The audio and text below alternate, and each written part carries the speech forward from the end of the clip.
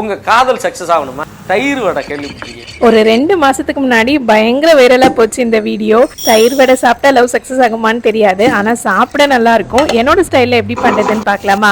1 cup வெள்ளை உளுந்த 2 மணி நேரம் ஊற வச்சுட்டு ரொம்ப கம்மியா தண்ணி தெளிச்சுதான் இந்த மாதிரி அரைக்கணும். நல்லா மாவு சாஃப்டா இருக்கணும். தண்ணியில போட்டிங்கன்னா மேல இந்த மாதிரி மிதக்கணும். மாவு அரைச்சோடனே கொஞ்சம் உப்பு சேர்த்து இந்த மாதிரி நல்லா அடிச்சுக்கோங்க. வடை நல்லா புசு புசுன்னு வரும். இப்போ வெங்காயம், பச்சை மிளகாய், இஞ்சி, கருவேப்பிலை, பெருங்காயத்தூள், அரிசி மாவு சேர்த்திருக்கேன். அண்ட் எப்பயுமே மாவு அரைச்ச உடனே வடை சுட்டுருங்க.